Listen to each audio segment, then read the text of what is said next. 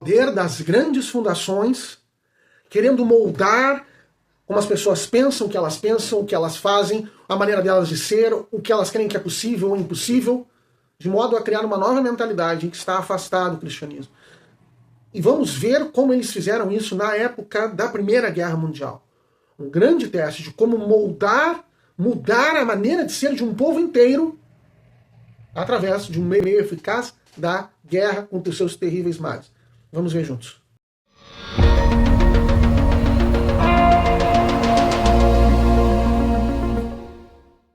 Olá, paz de Jesus, que bênção estarmos novamente juntos. Deus abençoe a todos. Eu sou Manuel Guimarães, da comunidade Paz e Mel.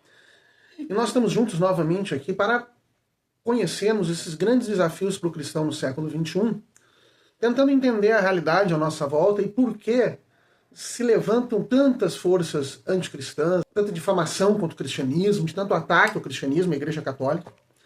Né? Não é à toa de despertar de tantos valores quando a Igreja parece tão antagônica a esse mundo. Muitos falam do comunismo. O comunismo realmente é um grande antagonista e que busca atacar muito a Igreja, mas diversos desses ataques são muito anteriores ao comunismo. E nós precisamos entender, o próprio comunismo nasceu, nós já dissemos, daquela mentalidade imanentista, da mesma que gerou a elite globalista, gerou também o comunismo, né, que atingiu seu ápice no século XIX, essa mentalidade, que era o descrer nas verdades da fé católica, de um Deus onipotente, que guia tudo com a divina providência. Não. É a humanidade que precisa se guiar, é a humanidade que precisa levar adiante. O espiritual ou não existe, ou ele é passivo, ou ele é manipulável pelo ser humano. Ou ele não existe, então nós somos materialistas, imanentistas, ou ele é manipulável pelo ser humano, então nós somos esotéricos, porque nós queremos pegar essas forças espirituais e nos colocar, e as colocar ao nosso serviço. Muitos dos ataques ao cristianismo vêm dessa mentalidade, dessa situação. E a elite globalista, ela se corporifica ordinariamente, inicialmente, especialmente nas grandes fundações internacionais, que começaram a ser fundadas no iniciozinho do século XX, né, ainda herança de toda essa situação do século XIX, né, hoje o comando da ONU. E hoje nós vamos olhar um pouco da parte que diz a respeito a isso deste livro aqui, Rumo ao Governo Mundial Totalitário, as grandes fundações comunistas, fabianos e nazistas, do Dr. Heitor de Paula, que é um grande estudioso do assunto, que conhece muito a matéria, ele escreveu outro livro, O Eixo do Mal Latino-Americano, que também é muito bom. Mas vamos parar um pouquinho, tem vários outros livros, né?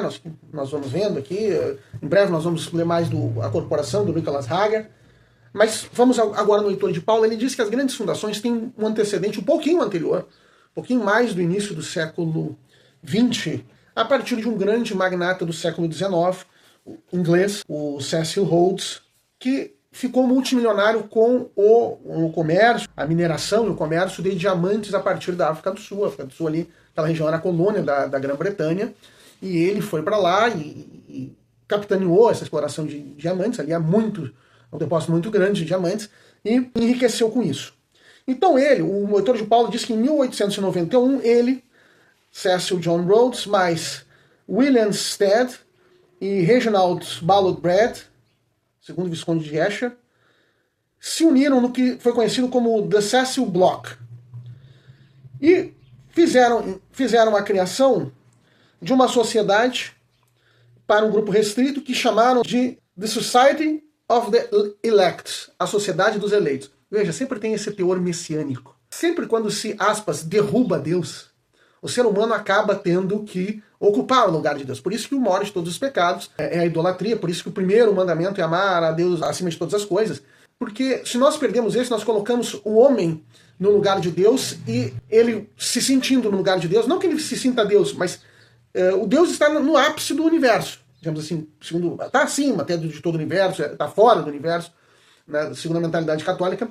Mas se não existe isso, se você retira esse Deus, o Deus assim concebido, inevitavelmente é o ser humano que vai ocupar o ápice, né, em onde quer que esteja esse ápice. Então o ser humano é que vai ter que fazer tudo, o ser humano é tudo. O ser humano ocupa o lugar de Deus, é quase que inevitável a idolatria. Então, The Society of the Elects, a Sociedade dos Eleitos. aqueles que vão levar o mundo a uma nova era de paz, de prosperidade, de glória. E depois eles também são um círculo mais restrito, com depois um círculo mais amplo, que era The Association of Helpers, a Associação dos Ajudadores, dos Socorrentes, enfim.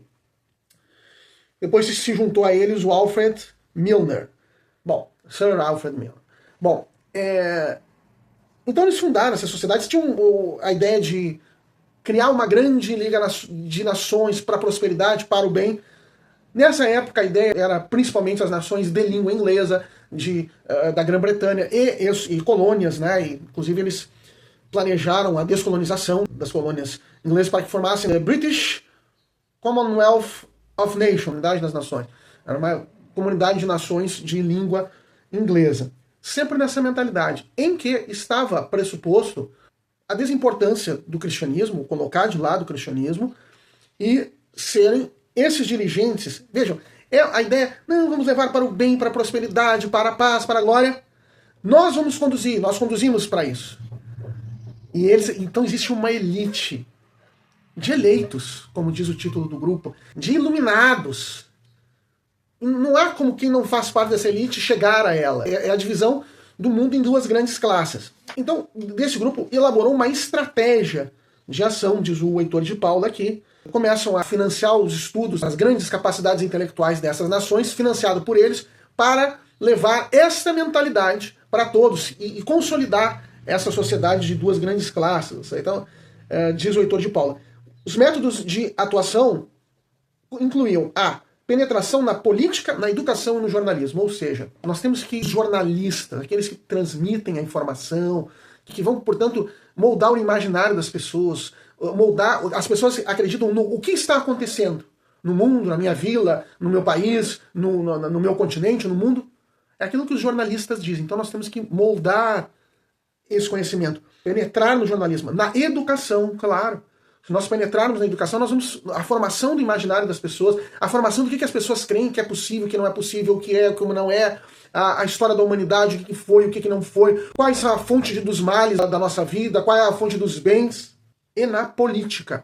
Né? Claro, nas instituições, dos governantes e tal, ao ponto de formar uma elite política que é mais leal a este grupo secreto do que ao seu país, do que a um determinado partido político. Não.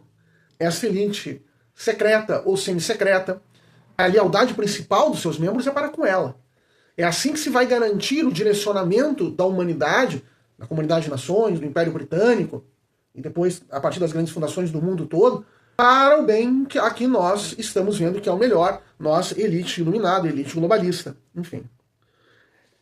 Recrutamento de homens de grande habilidade, unidos por alianças matrimoniais, títulos de nobreza e posições de poder. Então, recrutar as pessoas mais habilidosas, mais inteligentes, dar o financiamento dos estudos por eles e, se possível, por vínculos matrimoniais, por vínculos de colocação de cargos de poder, manter esse controle dessa estrutura. Influência política colocando os membros do CSU Bloc em posições discretas, né? Espalhar o máximo possível o grupo. Bom, aí a partir daí, o Heitor de Paula vai dizer então que as grandes fundações, as mais antigas, então, são a Fundação Carnegie. Há uma série de associações e institutos que vão formar a Fundação Carnegie. Então, elas remontam o seu início desde o século XX, iníciozinho do século XX. E a Fundação Rockefeller, são as duas mais antigas. E depois a elas vão se juntar as outras. O estudo do Heitor de Paula ele começa a partir de um comitê, o Comitê Cox, do Congresso norte-americano, que foi designado justamente para estudar a influência das grandes fundações sobre a mentalidade americana, sobre a vida pública norte-americana, porque, evidentemente, se você tem um grupo que está direcionando toda a população, esse grupo não é eleito, ele não responde, ele não presta contas a nenhum outro grupo, isso é um erro, isso é absolutamente antidemocrático. O Congresso, os dirigentes, o presidente, eles estão sob o escrutínio da população. Mas o que esses grupos mais discretos, mais secretos, se eles têm por objetivo, eles têm por objetivo, inclusive, formar a mentalidade do povo, ou seja, retirar a liberdade das pessoas, porque já não é mais a mentalidade espontânea, não é a mentalidade do que eles creram, do que creram seus pais, mas é aquilo que, pela manipulação do jornalismo, da educação principalmente, toda a população está mudando a sua perspectiva. E como no início essa comissão ficou meio travado, foi chamado um novo diretor de pesquisa do comitê, Cox, que era o Norman Dodd. E o Norman Dodd então começou a fazer a busca e estudo sobre as grandes fundações. Então em 1910 ele pegou umas atas da Fundação Carnegie de 1910, né? Isso aí já foi nos anos 50. Pegou. E eles veem como a Fundação Carnegie estava interessada em mudar a maneira de pensar e de agir e de ser do povo americano. Em 1910, Dodd descobriu atônito uma das perguntas das atas da Fundação Carnegie: existe alguma outra forma efetiva, que não a guerra, para alterar o modo de vida de todo um povo? Surpreendem duas coisas. Primeiro, o desejo dessa fundação de mudar o modo de vida de todo um povo, se colocando numa posição divina, de diretora. Não, o povo é assim, ele pensa assim, nós temos que mudar. E mais, colocar a guerra como um meio possível e falar dela sem constrangimento. Existe algum outro? Bom, a guerra tem alguma penalidade, existe morte de pessoas e tal. Existe algum outro? Eles concluíam que não, que a melhor maneira era realmente a guerra, para mudar a perspectiva de um povo. E um outro questionamento das atas: como envolver os Estados Unidos numa guerra? Então passam as propostas. Como é que nós vamos envolver os Estados Unidos numa guerra? Aí eles respondem: temos que controlar a maquinaria diplomática dos Estados Unidos e do controle do Departamento de Estado.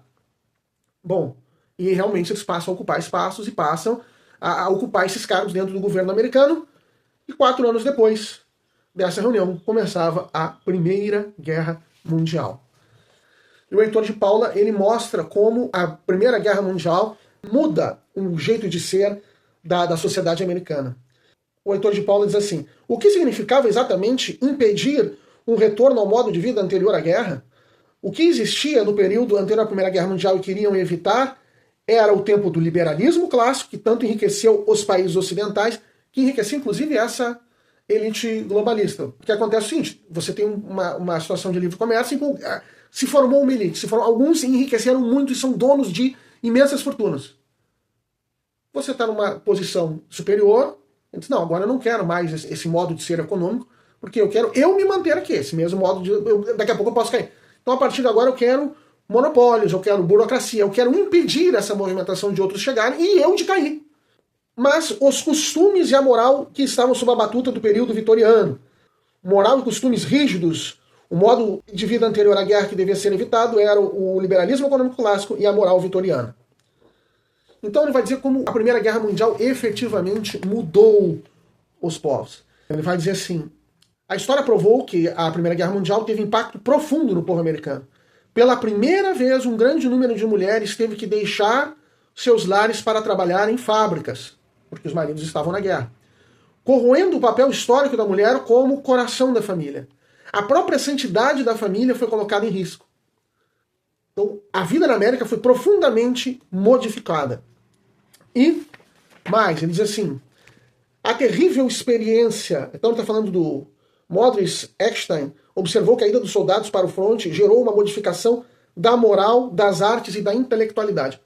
Antes, a moral, morals, e o moral da tropa, morale, coincidiam, era a mesma coisa. A terrível experiência de uma guerra sem fim, que é aquela guerra, aqueles 4 anos que os soldados nunca voltavam para casa.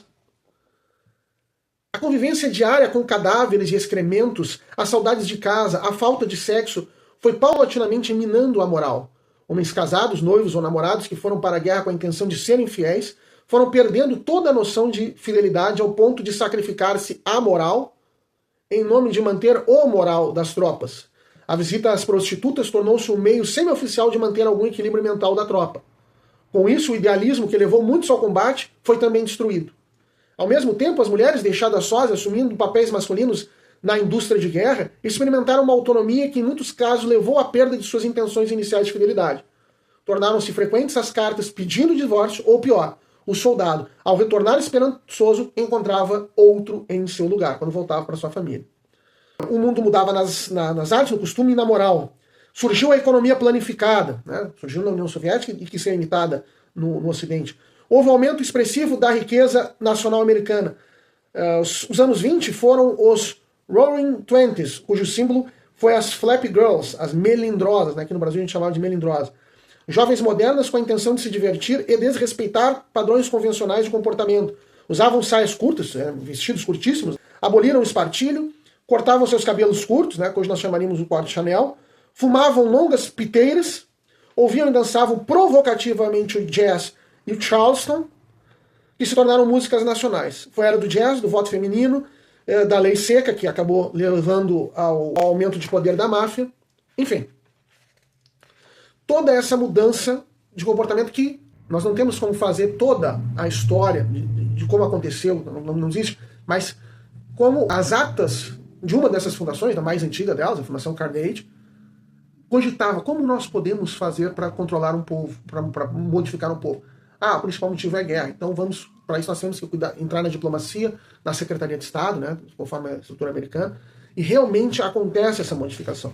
Mais tarde, na época que o Sr. Dodd estava fazendo essa pesquisa, ele vai uma vez na Fundação Ford, outra fundação, que aí, nos anos 50 já estava bem forte, a Fundação Ford, e o presidente da Fundação Ford, Rowan Gatter, diz o seguinte para o Sr. Dodd, ele testemunha isso, claro que esse presidente nunca disse isso publicamente, mas é o testemunho só do Dodd. A substância sobre a qual operamos é que usamos a nossa concessão de poder para assim alterar a vida nos Estados Unidos para confortavelmente fundir-se com a União Soviética.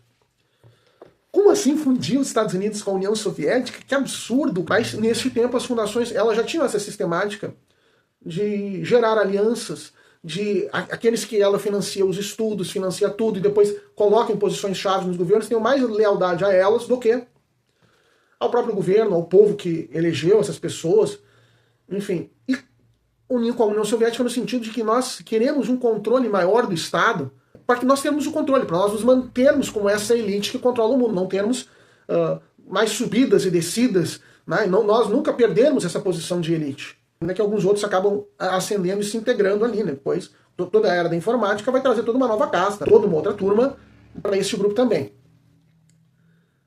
Então é isso. Nós vemos a gravidade do que acontece. Aqui, os vídeos são curtos, nós já estamos extrapolando o tempo, mas para nós ver, não tem condição de num vídeo, fazer toda a explicação de um momento para outro, mas aos poucos nós vamos construindo. Não é uma teoria da conspiração. Algumas coisas. Também, não é que seja assim, não é que eles têm controle total, não é isso. Mas eles formam grupos cujo objetivo é esse controle total. Algumas coisas dão certo, outras coisas não dão certo, mas há esse desejo mau. E claro que nesse desejo de controle e de formação da mentalidade, é preciso extirpar a mentalidade cristã e católica. Então, demos aqui um exemplo dessa situação da época da Primeira Guerra Mundial, das atas da Fundação Carnegie, para exemplificar a gravidade da situação. Tá bem? Se você gostou, curta, compartilhe, comente, divulgue, se inscreva no canal. Deus abençoe a todos e até a próxima.